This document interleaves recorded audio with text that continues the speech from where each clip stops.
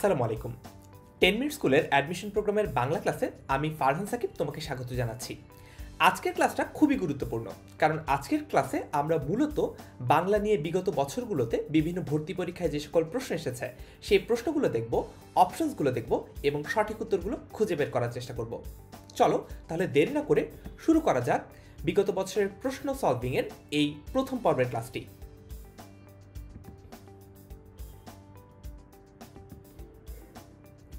তাহারই পরে মনে কবিতাটিতে স্নিগ্ধ আঁখিতে বলতে কি বোঝায়?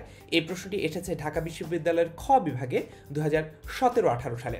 অপশন এ মায়াবী চোখ, বি কোমল চোখ, সি উৎসুক চাহনি এবং ডি নয়ন। এবং সঠিক উত্তরটি হচ্ছে অপশন সি অর্থাৎ উৎসুক চাহনি। তারপর তাহারই পরে মনে কবিতাটি প্রথম প্রকাশিত হয় কোন পত্রিকায়? এই প্রশ্নটি এসেছে ঢাকা বিশ্ববিদ্যালয়ের গ বিভাগে 2014-15 সালে। Option A Mohammadi, option B Kallol, option C Saogat এবং অপশন ডি সাধনা। এবং সঠিক উত্তরটি আমরা সবাই জানি, সেটি হচ্ছে অপশন এ মোহাম্মদী। তারপর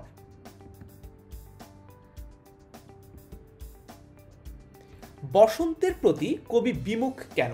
ঢাকা বিশ্ববিদ্যালয়ের খ বিভাগে 2013-14 সালে এই প্রশ্নটি এসেছে।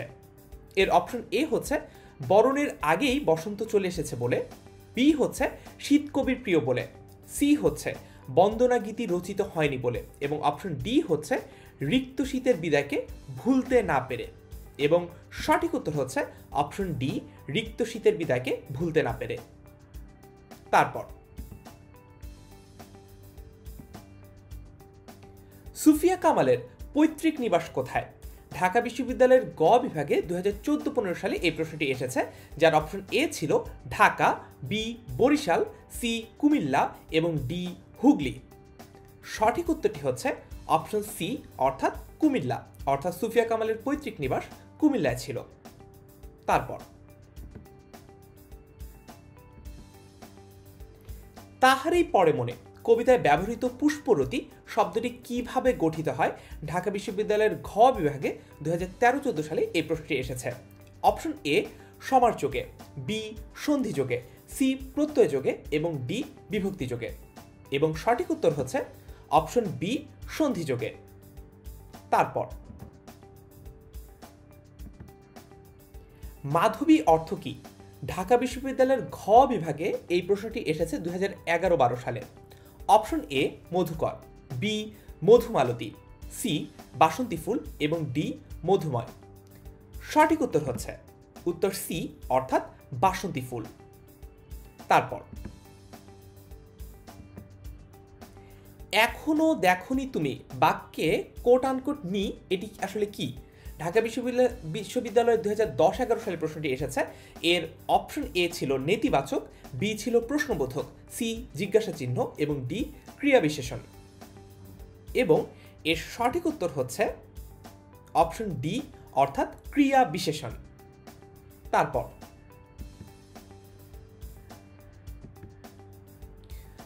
কুড়ি যে শব্দের বিবর্তিত রূপ সেটি কি?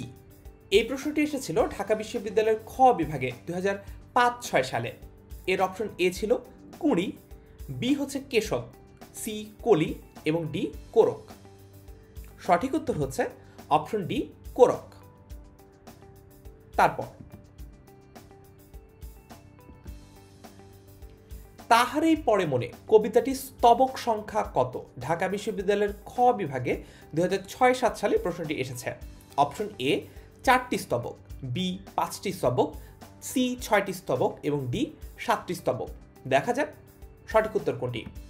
সঠিক উত্তর হচ্ছে অপশন বি অর্থাৎ 5টি স্তবক। তারপর জীবন বৃক্ষ প্রবন্ধে রবীন্দ্রনাথ ঠাকুর মনুষ্যত্বের সাথে সাদৃশ্য খুঁজেছেন কিসের? ঢাকা বিশ্ববিদ্যালয়ের খ বিভাগে 2019-20 সালে প্রশ্নটি এসেছে।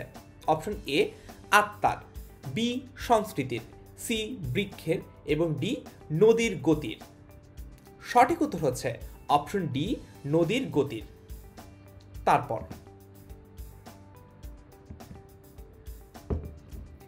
কাজী নজরুল ইসলামের মতে যারা অন্যকে গুরু বলে মানে তারা দেশের কি? ঢাকা বিশ্ববিদ্যালয়ের ঘ বিভাগে 2016-17 সালে প্রশ্নটি এসেছে। অপশন এ বন্ধু, বি শত্রু, সি শুভাকাঙ্ক্ষী এবং ডি দুশ্মন। সঠিক উত্তর হচ্ছে অপশন বি অর্থাৎ শত্রু।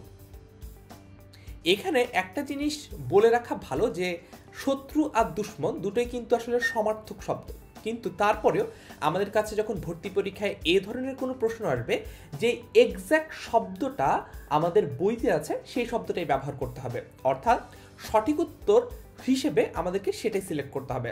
কারণ এখানে সঠিক উত্তর বলতে আসলে চাওয়া হয় একদম অ্যাকুরেট যে জিনিসটা, একদম এক্স্যাক্ট যে জিনিসটা, অর্থাৎ দুশ্মন অর্থগতভাবে এটাও কিন্তু আসলে শত্রুকে বোঝাচ্ছে, কিন্তু বইতে যে ব্যাপারটা উল্লেখ আছে, যে এক্স্যাক্ট শব্দটা উল্লেখ আছে, অপশনে যদি সেটা থাকে আমাদেরকে সেটাই পিক করতে হবে। আশা করি এই ব্যাপারটি আমাদের কাছে পরিষ্কার। তারপর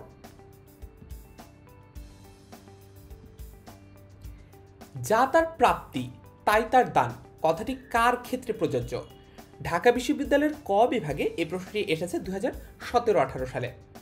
অপশন এ বৃক্ষ ও সৃজনশীল মানুষের, অপশন বি বৃক্ষের, অপশন সি মানুষের এবং অপশন ডি অরণ্যের। সঠিক উত্তর হচ্ছে অপশন এ বৃক্ষ ও সৃজনশীল মানুষের। তারপর সে তো প্রাপ্তি নয় আত্মবিসর্জন, এখানে কোনটির কথা বলা হয়েছে? ঢাকা বিশ্ববিদ্যালয়ের গ বিভাগে 2017-18 সালে এই প্রশ্নটি এসেছে। অপশন এ সৃজনশীল মানুষের, বি নদীর, সি গাছের আর ডি রবীন্দ্রনাথের। সঠিক উত্তর হচ্ছে অপশন বি নদীর। তারপর নীরব ভাষায় বৃক্ষ আমাদের কোন গান শোনায়? ঢাকা বিশ্ববিদ্যালয়ের খ বিভাগে 2018-19 সালে এই প্রশ্নটি এসেছে। অপশন এ ব্যর্থতার, বি বেদনার, সি সার্থকতার এবং ডি অনুভূতির। দেখা যাক সঠিক উত্তর কোনটা। সঠিক উত্তর হচ্ছে অপশন সি অর্থাৎ সার্থকতার বা সফলতার। তার মানে নীরব ভাষায় বৃক্ষ আমাদেরকে সার্থকতার গান শোনায়।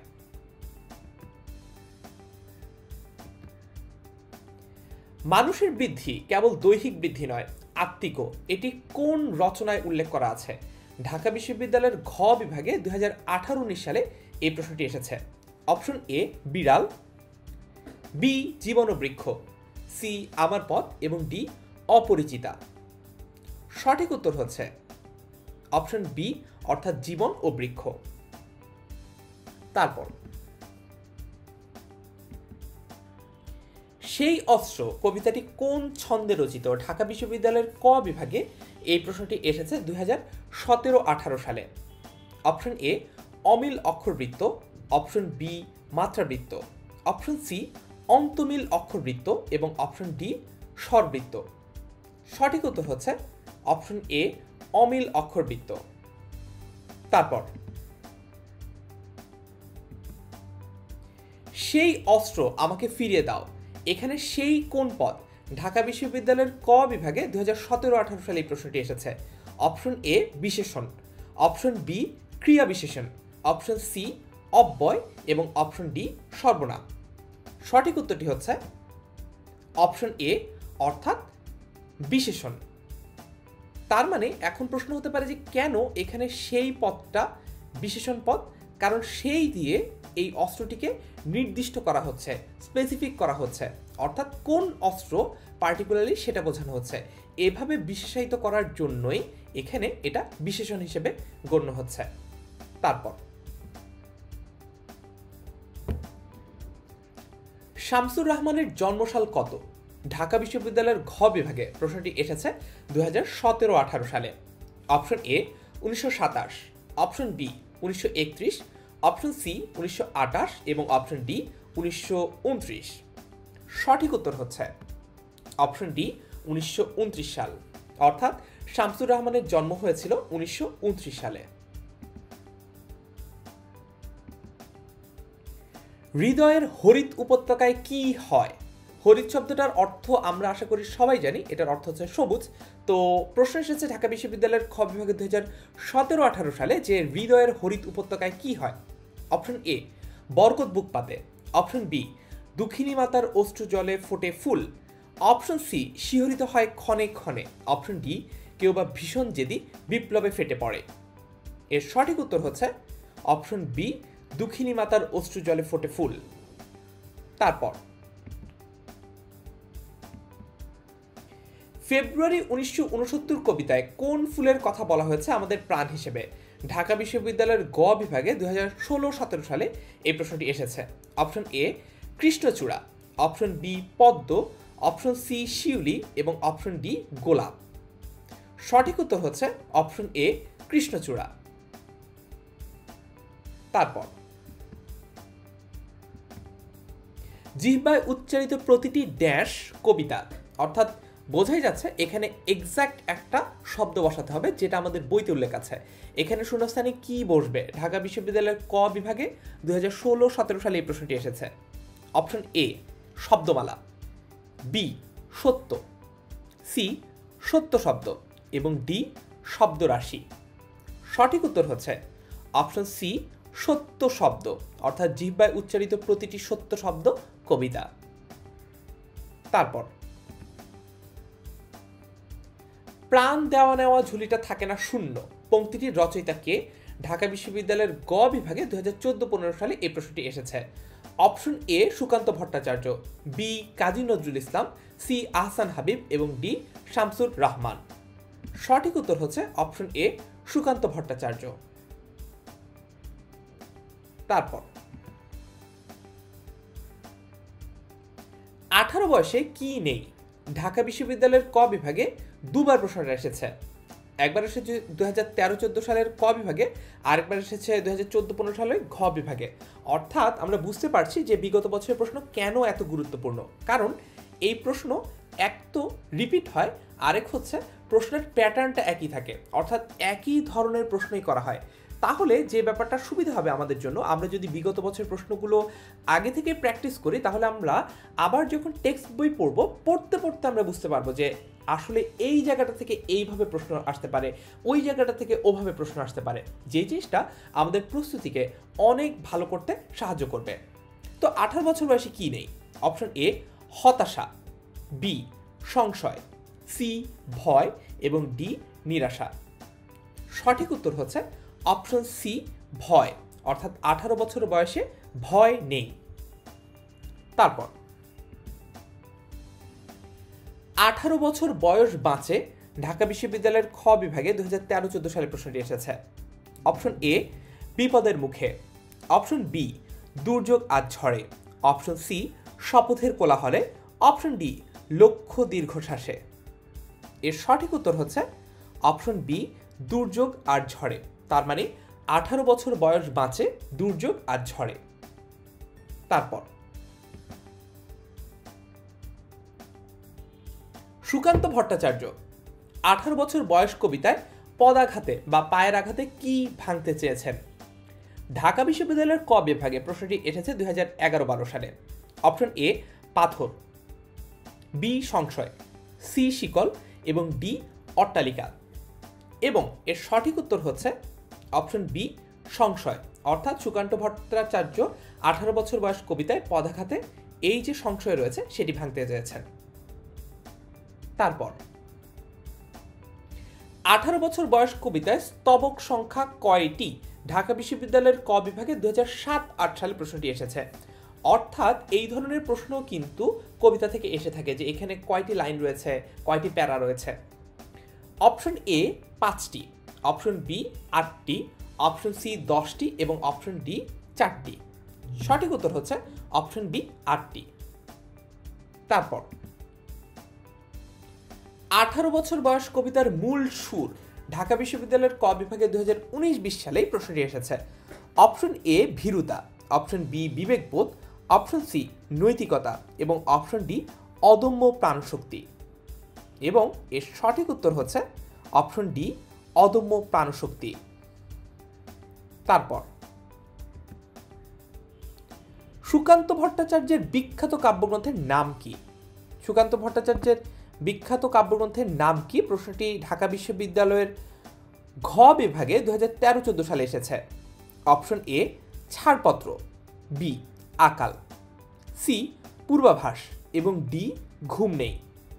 এবং সঠিক উত্তরটি হচ্ছে অপশন এ ছাড়পত্র। এটা কিন্তু খুবই গুরুত্বপূর্ণ একটি প্রশ্ন। তারপর 18 বছর বয়স কোন ছন্দে রচিত? ঢাকা বিশ্ববিদ্যালয়ের গ বিভাগে প্রশ্নটি এসেছিল 2006-07 সালে। অপশন এ মাত্রাবৃত্ত, অপশন বি অক্ষরবৃত্ত, অপশন সি দলবৃত্ত এবং অপশন ডি স্বরবৃত্ত। আমাদের বাংলা বইয়ের বেশিরভাগ কবিতাই হচ্ছে মাত্রাবৃত্ত আর অক্ষরবৃত্ত ছন্দে রচিত। তাই এমন যদি হয় যে আমরা আসলে কনফিউজ যে একটা কবিতা কোন ছন্দে লেখা হয়েছে, এটা আমাদেরকে জিজ্ঞেস করছে পরীক্ষায়, আর আমরা শিওর না, তাহলে যেটা কাজটা আমরা করতে পারি, প্রথমেই হচ্ছে যেগুলোর সাথে একদমই অপরিচিত আমরা সেগুলো কেটে বাদ দিয়ে দিতে পারি। তার আগে সঠিক উত্তরটা একটু দেখে নেই। সঠিক উত্তর হচ্ছে অপশন এ মাত্রাবৃত্ত। কারণ আমরা দেখতেই পাচ্ছি যে দলবৃত্ত আর স্বরবৃত্ত এটার সাথে আমরা খুব একটা পরিচিত নই, বা এটার নাম আমরা খুব একটা বেশি বাংলা বই থেকে, বাংলা কবিতা থেকে শুনিনি। এ কারণে অপশনটা হবে হচ্ছে এ অথবা বি এর মধ্যে কোনো একটা। এখন কোনটা হবে সেটা অবশ্যই আমাদের জানতে হবে, কিন্তু এই সিচুয়েশনটার কথা আমি বললাম, যদি আমরা এমন বিপদে থাকি যে আসলে বুঝতে পারছি না যে কোনটা হবে, অথবা আমাদের পড়া নেই বা জানা নেই বা কিংবা মনে নেই, তখন কি করা যায়? তখন আমরা যেটা করতে পারি, যেহেতু দলবৃত্ত আর স্বরবৃত্ত আমরা আগে তেমন এটার নাম শুনিনি বলতে গেলে, তো এই দুটো প্রথমেই কেটে বাদ দিয়ে দিলাম, এই দুটো হবে না। তখন হচ্ছে মাত্রাবৃত্ত আর অক্ষরবৃত্তের মধ্যে যে কোনো একটা হবে, এবং সেখান থেকে আসলে চয়েস করতে হবে আমাদের যে কোনটা আমরা সঠিক উত্তর হিসেবে কাউন্ট করার জন্য চেষ্টা করব। তো তারপরে সভ্যতার বিস্তারের সাথে বিলুপ্ত হয়েছে কোনটি? ঢাকা বিশ্ববিদ্যালয়ের খ বিভাগে 2019-20 সালে প্রশ্নটি এসেছে। অপশন এ পণ্য, বি কৃষকের দারিদ্র্য, সি দেশি শিল্প এবং ডি অর্থনীতি। সঠিক উত্তর হচ্ছে অপশন সি দেশি শিল্প। অর্থাৎ লোকাল ইন্ডাস্ট্রি যে আসলে ইন্ডাস্ট্রিয়ালাইজেশনের কারণে, অর্থাৎ বড় বড় শিল্পগুলোর কারণে আস্তে আস্তে হারিয়ে গেছে, সেটার কথাই কিন্তু এই অংশটিতে বলা হচ্ছে। তারপর ফরাসি বিপ্লবের পরে প্রজাতন্ত্র কি সৃষ্টি করে? ঢাকা বিশ্ববিদ্যালয়ের গ বিভাগে 2019-20 সালে প্রশ্নটি এসেছে। Option A Louvre, option B Versailles, option C Hermitage এবং অপশন ডি বুর্জুয়া বিপ্লব। এর সঠিক উত্তর হচ্ছে অপশন এ অর্থাৎ লুভ। তার মানে ফরাসি বিপ্লবের পরে প্রজাতন্ত্র লুভ সৃষ্টি করে। তারপর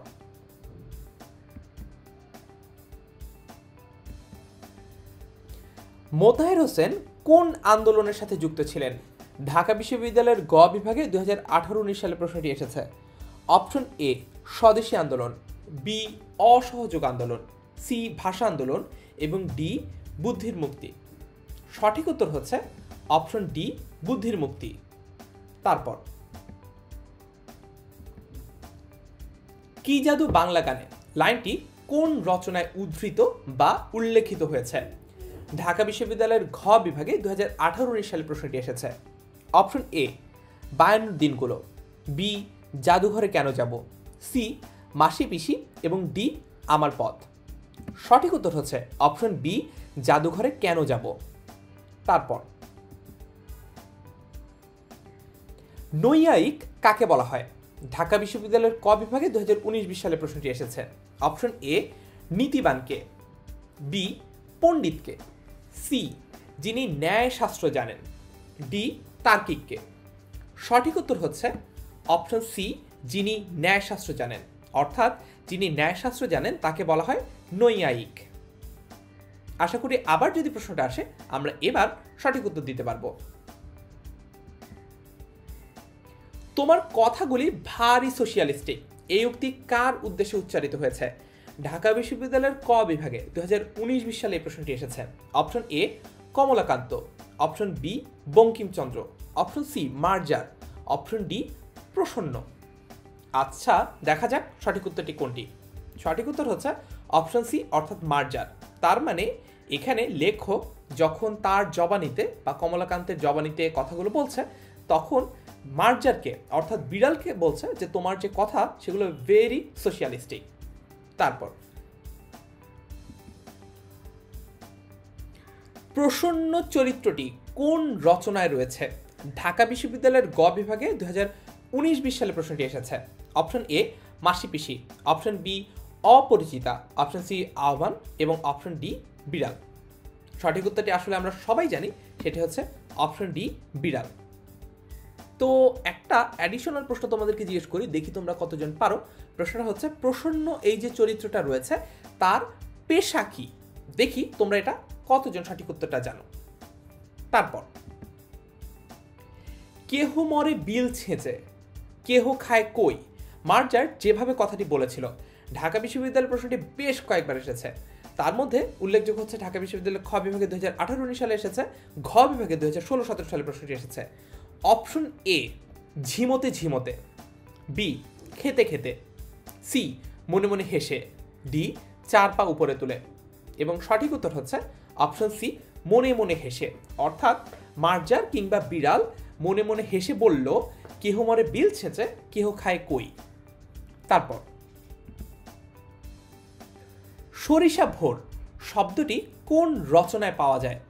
ঢাকা বিশ্ববিদ্যালয়ের ক বিভাগে 2016-17 সালে প্রশ্নটি এসেছিল।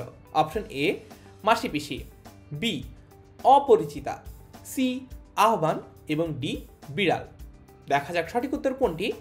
সঠিক উত্তর হচ্ছে অপশন ডি বিড়াল। তারপর বাংলা সাহিত্যে সাহিত্য সম্রাট উপাধিতে কে ভূষিত হন?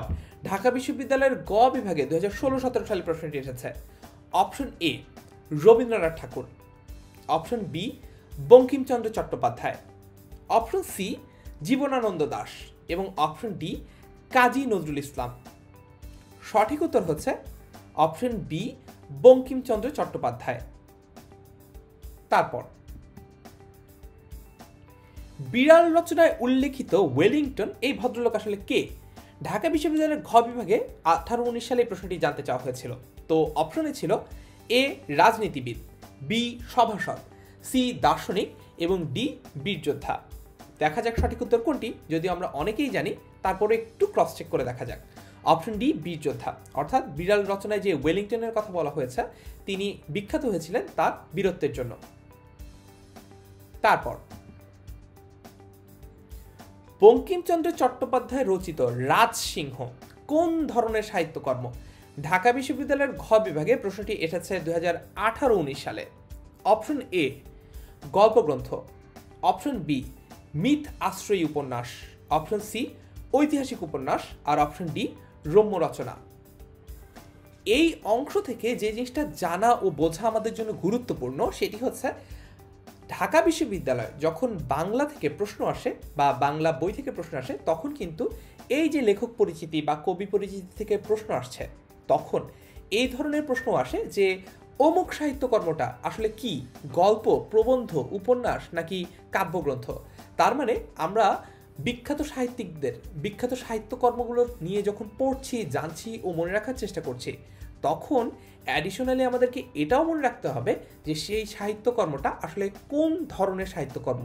অর্থাৎ সেটা কি গল্প, সেটা কি প্রবন্ধ, সেটা কি উপন্যাস, সেটা কি কাব্যগ্রন্থ। এই জিনিসটা স্পেসিফিকভাবে আমাদের মনে রাখতে হবে। বঙ্কিমচন্দ্র চট্টোপাধ্যায় রচিত রাজসিংহ কোন ধরনের সাহিত্যকর্ম? অপশন এ গল্প, অপশন বি মিতাশ্রয়ী উপন্যাস, অপশন সি ঐতিহাসিক উপন্যাস এবং অপশন ডি রম্য রচনা। সঠিক উত্তর হচ্ছে অপশন সি ঐতিহাসিক উপন্যাস। তারপর আহার প্রস্তুত না হওয়ায় কমলাকান্ত হুক্কা হাতে কি ভাবছিলেন? ঢাকা বিশ্ববিদ্যালয়ের ঘ বিভাগে 2016-17 সালে প্রশ্নটি এসেছে। এই প্রশ্নটা দেখে আমরা আসলে কি বুঝতে পারি? আমরা বুঝতে পারছি যে ঢাকা বিশ্ববিদ্যালয় কিংবা বিভিন্ন বিশ্ববিদ্যালয়ের ভর্তি পরীক্ষায় এই ধরনের প্রশ্ন আসে যে প্রশ্নের উত্তর দিতে হলে খুব ভালোভাবে আমাদের টেক্সট বইটা পড়তে হবে এবং একবার দুবার পড়লে হবে না, বারবার যখন আমরা টেক্সট বইটা নিয়মিত পড়বো তখন আমরা আসলে এই উত্তরগুলো বুঝতে পারবো বা মনে রাখতে পারবো কিংবা দিতে পারবো। কারণ হচ্ছে আমাদের মস্তিষ্ক আসলে এই ধরনের ব্যাপারগুলো মনে রাখার ক্ষেত্রে খুব একটা অভ্যস্ত না। এই কারণে আমাদের চেষ্টা করতে হবে আমাদের মস্তিষ্ককে একটু অভ্যস্ত করে তুলতে। তো এই কারণে আমি আমার ভর্তি পরীক্ষার সময় যে কাজটা করতাম সেটা হচ্ছে রাতে ঘুমানোর আগে অর্থাৎ শুয়ে শুয়ে এই গল্পগুলো, এই কবিতাগুলো আরেকবার করে পড়তাম। তার মানে একেবারে যে মুখস্থের জন্য পড়তে হবে, একেবারে যে মনে রাখার জন্য পড়তে হবে, ব্রেনকে এই প্রেশারটা না দিয়ে ঘুমানোর আগে নিজের একটুখানি অবসরে এই গল্প কবিতাগুলো পড়তাম। কারণ এতবার পড়া হয়ে গেছিলো ততদিনে যে আলাদা করে কিছু একটা লাইন বুঝতে পারছি না, কিছু একটা শব্দার্থ বুঝতে পারছি না, এমন সিচুয়েশন আসলে ছিল না। সিচুয়েশনটা ছিল এরকম যে আমি যা পড়ছি সেটা আমার কতটুকু মনে থাকছে, বা কোন ভাব বোঝানো হচ্ছে গল্প বা কবিতায় সেটা আমি কতটুকু বুঝতে পারছি। তো ফেরত আসা যাক এই প্রশ্নটিতে। আহার প্রস্তুত না হয় কমলাকান্ত হুক্কা হাতে কি ভাবছিলেন? অপশন এ, তিনি যদি নেপোলিয়ন হতেন। অপশন বি, তিনি যদি সক্রেটিস হতেন। অপশন সি, তিনি যদি অ্যারিস্টটল হতেন। অথবা অপশন ডি, তিনি যদি বাল্মীকি হতেন। এর সঠিক উত্তর হচ্ছে অপশন এ, তিনি যদি নেপোলিয়ন হতেন। খুবই সহজ একটা প্রশ্ন, আশা করি সবাই এটার উত্তর আমরা জানি। তারপর বিড়াল প্রবন্ধ অনুসারে কোন কথাটি অসামঞ্জস্যপূর্ণ? তার মানে কোন কথাটা বিড়াল প্রবন্ধের সাথে যায় না। বিড়াল প্রবন্ধ যে ধরনের ভাব আমাদের কাছে উপস্থাপন করা হয়েছে সেই ভাবটার সাথে কোন জিনিসটা একটু সাংঘর্ষিক বা বৈসাদৃশ্যপূর্ণ, এমন প্রশ্ন করা হয়েছে ঢাকা বিশ্ববিদ্যালয়ের ক বিভাগে 2017-18 সালে। এটা কিন্তু একটু অনুধাবনমূলক প্রশ্ন, অর্থাৎ এই ধরনের প্রশ্ন যখন আসবে আমরা একটু সময় নিয়ে অল্প একটু চিন্তা ভাবনা করে উত্তরটা দিব। যেহেতু এটা সরাসরি জ্ঞানমূলক প্রশ্ন না, তাই একটু সময় আমাদেরকে এখানে ব্যয় করতে হবে। অতটুকু সময় যে আমরা এখানে ব্যয় করছি সেটাই কিন্তু আমাদেরকে ভর্তি পরীক্ষায় অনেক দূরে এগিয়ে দিতে পারে। অপশন এ, খেতে পেলে কেউ চোর হয় না। অপশন বি, ধনীরাই সবচেয়ে বড় চোর। অপশন সি, অনেকের চুরি করার প্রয়োজন হয় না। অপশন ডি, ধনীগণ চোর অপেক্ষা অধার্মিক। সঠিক উত্তর হচ্ছে অপশন সি, অনেকের চুরি করার প্রয়োজন হয় না। তারপর ছেলেবেলায় অনুপমের চেহারা নিয়ে বিদ্রুপ করার সময় পণ্ডিত মশাই কোন দুটি ফুল ও ফলের সঙ্গে তুলনা করেছিলেন? ঢাকা বিশ্ববিদ্যালয়ের ঘ বিভাগে 2019-20 সালে প্রশ্নটি এসেছে। অপশন এ, বকুল ও ডুমুর। অপশন বি, পলাশ ও আমড়া। অপশন সি, পারুল ও লটকন। অপশন ডি, শিমুল ও মাকাল। দেখা যাক সঠিক উত্তর কোনটি। সঠিক উত্তর হচ্ছে অপশন ডি, শিমুল ও মাকাল। অর্থাৎ দেখতে ভালো কিন্তু খেতে ভালো না, এরকম একটা অবস্থা বোঝাচ্ছিল। তারপর অপরিচিতা গল্পে অনুপমের বাবার পেশা কি ছিল? ঢাকা বিশ্ববিদ্যালয়ের গ বিভাগে 2018-19 সালে প্রশ্নটি এসেছে। অপশন এ, চাকরি। B, engineering. সি, ওকালতি এবং ডি, শিক্ষকতা। দেখি আমরা সঠিক উত্তরটা পারি কিনা। সঠিক উত্তর হচ্ছে অপশন সি, অর্থাৎ ওকালতি। তারপর কল্যাণীকে গল্পকথক কিংবা যিনি গল্পটা বলছেন কিংবা লেখক নিজেই কোন ফুলের সাথে তুলনা করেছেন? ঢাকা বিশ্ববিদ্যালয়ের ঘ বিভাগে 2017-18 সালে প্রশ্নটি এসেছে। অপশন এ, শিউলি। অপশন বি, চন্দ্রমল্লিকা। অপশন সি, রজনীগন্ধা এবং অপশন ডি, গোলাপ। সঠিক উত্তর হচ্ছে অপশন সি, রজনীগন্ধা। কল্যাণীকে গল্পকথক রজনীগন্ধা ফুলের সাথে তুলনা করেছেন, এটা আমরা সবাই মনে রাখার চেষ্টা করব। তারপর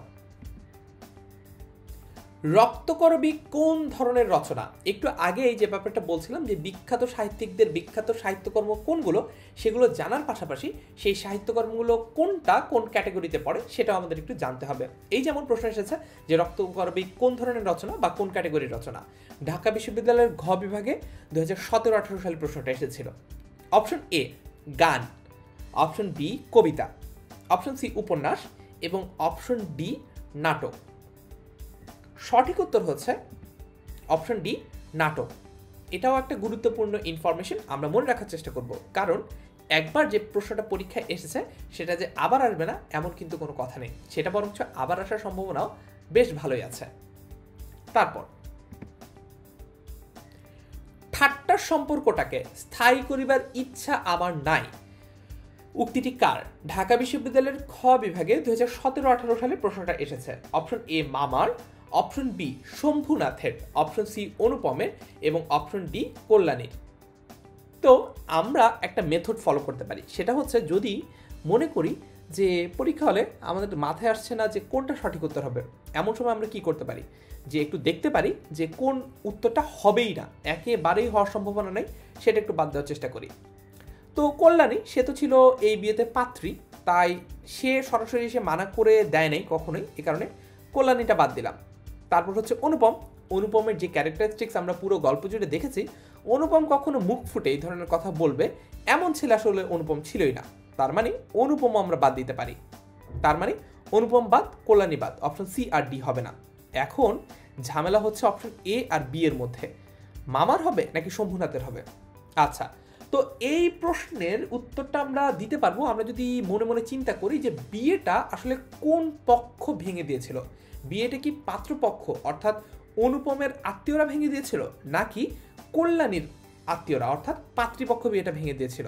কারণ পাত্রপক্ষের দিকে অর্থাৎ অনুপমের দিকে ছিল মামা, আর পাত্রীপক্ষের দিকে অর্থাৎ কল্যাণীর দিকে ছিলেন তার বাবা শম্ভুনাথ। এখন আশা করি আমাদের কাছে প্রশ্নের উত্তরটা ক্লিয়ার। এটার সঠিক উত্তর হচ্ছে অপশন বি, শম্ভুনাথ এই উক্তিটি করেছিলেন। তার মানে শম্ভুনাথ আসলে বিয়েটা ভেঙে দিয়েছিলেন। এটা কিন্তু একটা সিনারিও, যে সিনারিওতে আমি তোমাকে বোঝানোর চেষ্টা করলাম যদি কখনো এমন হয় যে আমি এক্স্যাক্টলি সঠিক উত্তরটা জানি না, কিন্তু আমি গল্পটা পড়েছি, আমি জানি যে গল্পের ঘটনাগুলো কীরকম, কোন ঘটনার সাথে কোন ঘটনাটা রিলেটেড, তখন কিন্তু আমি আস্তে আস্তে এভাবে করে নালিফাই করে করে অর্থাৎ প্রথমে অপশন ডি বাদ দিলাম, তারপর অপশন সি বাদ দিলাম, তারপর এ আর বি এর মধ্যে চিন্তা করে বের করলাম যে কোনটা আসলে সঠিক উত্তর হবে। এভাবে কিন্তু আমরা সঠিক উত্তরে পৌঁছতে পারি। তবে এটা কিন্তু একটা অল্টারনেটিভ মেথড। তার মানে সবচেয়ে ভালো হয় আমি যদি ডিরেক্ট উত্তরটা পারি, তাহলে আমার এত সময় কিন্তু নষ্ট হয় না। কিন্তু যদি কখনো এরকম অবস্থায় পড়েই যাই আমরা যে সঠিক উত্তরটা আমরা জানি না, তখন কোন উত্তরটা সঠিক হওয়ার সম্ভাবনা নেই সেটা বাদ দিয়ে আমরা কিন্তু অ্যাপ্রোপ্রিয়েট যে অ্যান্সারটা সেটাতে পৌঁছাতে পারি। আশা করি এই ব্যাপারটা পরিষ্কার। তারপর ছোটবেলায় অনুপম পণ্ডিত মশাইয়ের বিদ্রূপের পাত্র হয়েছিল কেন? ঢাকা বিশ্ববিদ্যালয়ের ঘ বিভাগে 2017-18 সালে প্রশ্নটি এসেছিল। অপশন এ, সুন্দর চেহারার জন্য, কি একটা মুসিবত। অপশন বি, দেখতে কদর্য ছিল বলে, কি খারাপ। অপশন সি, একটি কানে কম শুনতো বলে। অপশন ডি, পড়ায় মনোযোগ ছিল না বলে। সঠিক উত্তর হচ্ছে অপশন এ, সুন্দর চেহারার জন্য। কি একটা অবস্থা বেচারার, যে তার চেহারা সুন্দর এ কারণে তার পণ্ডিত মশাই তাকে বিদ্রূপ করছিল। তো এই যে একটা আনইউজুয়াল ব্যাপার, তার মানে আমাদের অনেক ক্ষেত্রে আর্থসামাজিক প্রেক্ষাপটে দেখা যায় যে একটা মানুষকে, যদিও অবশ্যই ব্যাপারটা উচিত না, দেখা যায় যে আমরা যদি চেহারা ভালো থাকে তাকে একটু বেশি প্রেফারেন্স দেয়, যদি চেহারা খারাপ থাকে তাহলে তাকে বিভিন্ন জায়গায় একটু কম প্রেফারেন্স দেয়। আবারও বলছি, ব্যাপারটা একদমই করা উচিত না। কিন্তু এইখানে এই গল্পে আমরা দেখতে পাচ্ছি যে ব্যাপারটা একটু আনইউজুয়াল, অর্থাৎ উল্টাটা। অনুপমের চেহারা সুন্দর, এই জন্য পণ্ডিত মশাই তাকে বিদ্রূপ করতেন বা তার সাথে তামাশা করতেন। এইখানে আমাদের বোঝার ব্যাপার যেটা, যে অ্যাডমিশন টেস্টে এই আনইউজুয়াল ব্যাপারগুলো থেকে প্রশ্ন এসে থাকে বেশি। আশা করি এই ব্যাপারটা পরিষ্কার। তারপর অপরিচিতা গল্পে অনুপমের বন্ধুকে ঢাকা বিশ্ববিদ্যালয়ের গ বিভাগে 2016-17 সালে প্রশ্নটা এসেছে। একটু আগে যে মেথডটা শিখলাম, অল্টারনেটিভ মেথড, দেখা যাক এটাতে পারা যায় কিনা। অপরিচিতা গল্পে অনুপমের বন্ধু কে? কল্যাণী, সে তো অপরিচিতা গল্পে অনুপমের বন্ধু ছিল না, তাই কল্যাণী বাদ দিলাম। শম্ভুনাথ কে ছিল? শম্ভুনাথ ছিল কল্যাণীর বাবার নাম, তাই শম্ভুনাথও হবে না। যে হবু শ্বশুর তো আসলে তখনকার সমাজে আসলে বন্ধু হওয়ার সম্ভাবনাটা খুব কম ছিল। আচ্ছা, তার মানে বিনুদা হতে পারে অথবা হরিশ হতে পারে। এই দুটো থেকে আমাদের সঠিক উত্তর পিক করতে হবে, এবং সঠিক উত্তর হচ্ছে অপশন ডি, হরিশ। তারপর অপরিচিতা গল্পে কোন বয়সটা না দৈর্ঘ্যে না গুণে বড়? ঢাকা বিশ্ববিদ্যালয়ের 2016-17 সালে প্রশ্নটি এসেছে। অপশন এ 18 বছর, অপশন বি 19 বছর, অপশন সি 27 বছর এবং অপশন ডি 32 বছর। সঠিক উত্তর হচ্ছে অপশন সি 27 বছর। তারপর রবীন্দ্রনাথের শেষের কবিতা কি জাতীয় গ্রন্থ? ঢাকা বিশ্ববিদ্যালয়ের ঘ বিভাগে 2009-10 সালে প্রশ্নটি এসেছিল। আবারও বলছি, আমরা যখন বিখ্যাত সাহিত্যিকদের সাহিত্যকর্মগুলো সম্পর্কে জানবো, আমরা জানার চেষ্টা করব সেটা কি গল্প, কবিতা, প্রবন্ধ নাকি একটা কবিতা। এই জিনিসগুলো একটু মনে রাখার চেষ্টা করব, কারণ এখান থেকে কিন্তু বারবারই প্রশ্ন আসছে। আমরা এই যে ক্লাসটা, এই ক্লাসটাতেও কিন্তু তাই দেখলাম।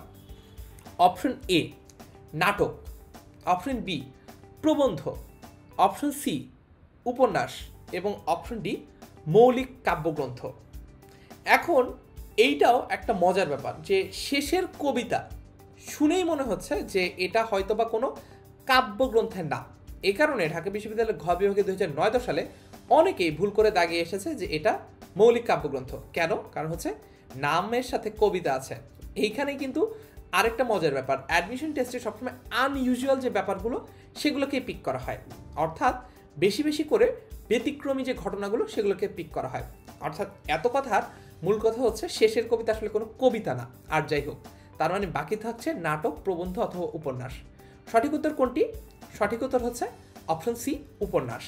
রবীন্দ্রনাথের শেষের কবিতা একটা উপন্যাস। আশা করি এবার যদি পরীক্ষায় এই প্রশ্নটা আসে আমাদের কারো ভুল হবে না, আমরা সবাই সঠিক উত্তরটা দিতে পারবো। তো এরই মাধ্যমে, অর্থাৎ এই শেষের কবিতার মাধ্যমেই আমরা এই ক্লাসটার একেবারে শেষ অংশে এসে উপস্থিত হয়েছে। আমরা এই ক্লাসে শিখলাম যে কিভাবে আসলে প্রশ্ন সলভ করতে হয়, এবং এতক্ষণ আমার সাথে থাকার জন্য তোমাকে অসংখ্য ধন্যবাদ। পরবর্তী ক্লাসে আমরা আরও কিছু বিগত বছরের প্রশ্ন সলভ করব, যেই সলিউশনগুলো আমাদেরকে যতটা না পরীক্ষায় প্রশ্ন কমন আসার নিশ্চয়তা দিবে, তার চেয়েও বেশি আমাদেরকে নিশ্চিত করবে যে পরীক্ষায় কোন ধরনের প্রশ্ন আসে, কিভাবে প্রশ্ন আসে, কোন জায়গাগুলো বেশি ইম্পর্টেন্ট, এবং কিভাবে পড়লে আমরা এই বছর যে প্রশ্নগুলো আসবে পরীক্ষায় সেগুলো সলভ করতে পারবো। আমরা কিন্তু দেখেছি যে বাংলা পরীক্ষায় যে প্রশ্নগুলো আসছে সেগুলো খুব যে বেশি কঠিন তা কিন্তু নয়। আমরা যদি নিয়মিত একটু পড়ি, একেবারে ক্যাজুয়ালি যদি বলি, যদি একটা হালকার উপর ঝাপসাই পড়ি, তাহলে কিন্তু আমরা জিনিসগুলো পারবো। সমস্যা হচ্ছে আমরা অনেক সময় একটু ওভার কনফিডেন্ট হয়ে যাই। আমরা মনে করি যে 2, 2.5, 3 বছর ধরেই তো এই গল্প কবিতাগুলো পড়ছি, এখান থেকে এমন কি আর প্রশ্ন আসবে যেটা আমি পারবো না। এই ব্যাপারটা করা যাবে না। আমাদের যত ভালো করেই একটা গল্প বা কবিতা পড়া হয়ে থাকুক না কেন, আমাদের তারপরেও নিয়মিত এগুলো নিয়ে পড়ে যেতে হবে, নিয়মিত চর্চা করে যেতে হবে। একদম রিডিংই পড়লাম, আমি মনে রাখার জন্য বাড়তি কোনো প্রেশার ব্রেনকে দিব না। আমি জাস্ট রিডিং পড়ি, প্রতিদিন একটা করে গল্প পড়ি অথবা একটা করে কবিতা পড়ি, তাহলেই আশা করা যায় পরীক্ষায় গল্প কবিতা থেকে যে প্রশ্নগুলো আসবে সেগুলো আমি সঠিক উত্তর দিয়ে বাংলায় সর্বোচ্চ নাম্বার নিশ্চিত করতে পারবো। এতক্ষণ আমার সাথে থাকার জন্য তোমাকে অনেক অনেক ধন্যবাদ। পরের ক্লাসের আমন্ত্রণ জানিয়ে আজকের ক্লাসটি এখানে শেষ করছি।